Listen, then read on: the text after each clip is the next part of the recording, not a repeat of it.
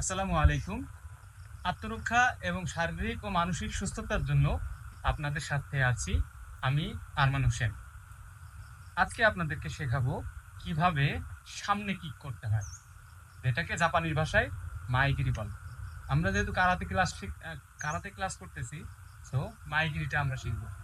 প্রথম আমরা যে ওয়ার্ম আপ গুলো করতাম, ওয়ার্ম আপ গুলো শেষ করার পরে পা রেডি করব, যাতে আমরা পাটা উপরের দিকে উঠে, যত বেশি উপরের দিকে উঠাইতে পারবো কিক তত সুন্দর হবে। সো আমরা যে কিকটা শিখতে চাচ্ছি সেটা হচ্ছে এটা। বিগিনার লেভেলে শুরু করবেন যেভাবে, সেটা হচ্ছে পা প্রথমে হাঁটুটা উঠাবেন। হাঁটু অবশ্যই কোমর থেকে একটু উপরে উঠানোর চেষ্টা করবেন। যার উঠে না সে চেষ্টা করবেন প্রতিদিন স্ট্রেচিং করে বাড়ানো, এবং এই পাটা পিছনে উঠাবেন, পা সামনের দিকে। এইভাবে এখান থেকে পা উঠায় সামনে, এই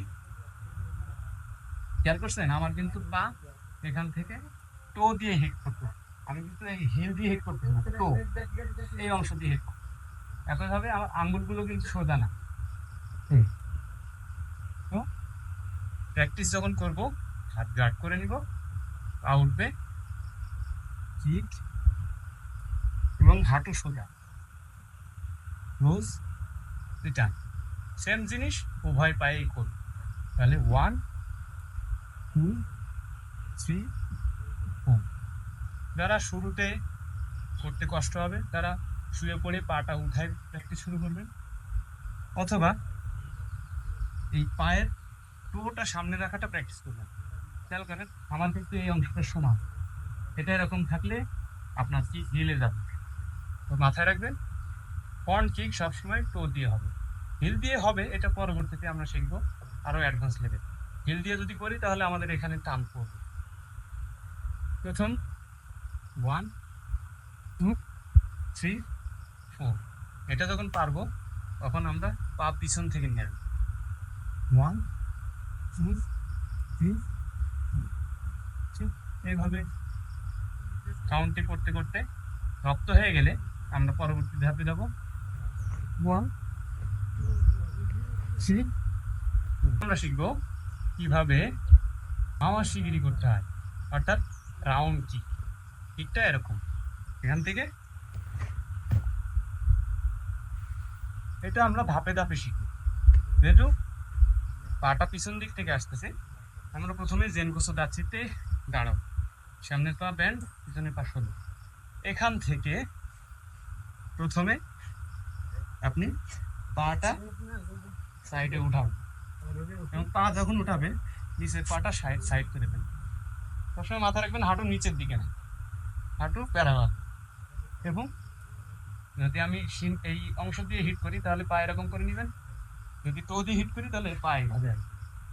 তো আমরা পায়ের পাতা দিয়ে হিট করব, এখান থেকে 1 2 3, 4 কাউন্টে করবো। 1 2 3 4। প্রথম দিকে ব্যালেন্স করতে কষ্ট হবে, এজন্য জানালার গ্রিল বা দেয়ালে সাপোর্ট নিয়ে ব্যালেন্সটা ঠিক করবে। তাহলে আমরা করব 1 2 3 4। মাথায় রাখবেন পা উঠানোর সময় যাতে পা আমি যেখানে টার্গেট করেছি ওই টার্গেট থেকে হাঁটু বাইরে না চলে যায়। আমি মারবো এখানে, আমার হাঁটু যদি এই ডিরেকশনে চলে যায় তাহলে কি এই ডিরেকশনে চলে যায়। এই আমার হাঁটু যদি এখানে চলে আসে তাহলে কি এই দিকে হবে। আর মাথায় রাখতে হবে কিক করার সময় পুরো হাঁটু সোজা।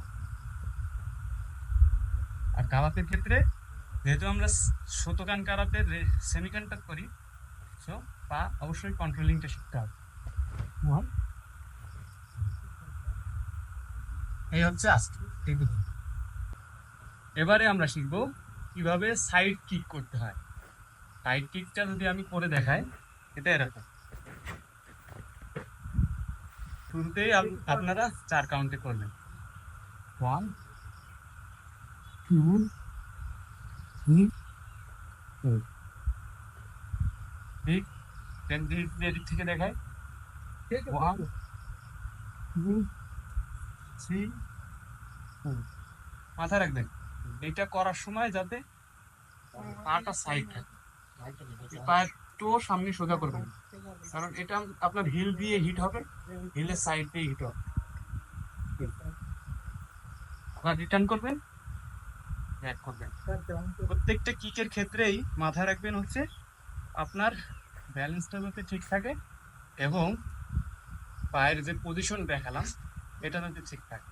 প্রথমে পাটা এভাবে সোজা করে নেবেন। আর ইয়োকোগিরির দুইটা পার্ট আছে, একটা আছে খিয়াগে আর একটা আছে কেকুমি। সো খিয়াগের ক্ষেত্রে যেভাবে রাখতে হবে সেভাবে রাখবেন, এটা অ্যাডভান্স লেভেলের পরবর্তীতে শিখতে পারবেন। জাস্ট এখন সাইড কিকটা দেখে রাখেন, পা উঠবে, কিক, রিটার্ন, ব্যাক, তার কাউন্টে করবেন। যখন আপনি কিক শিখে যাবেন এখন কিক করতে পারেন। মাথায় রাখবেন প্রত্যেকটা কিকের ক্ষেত্রে কোথায় কিক করতেছেন আপনার ফেসটা যাতে ওই দিকে রাখেন। ধন্যবাদ।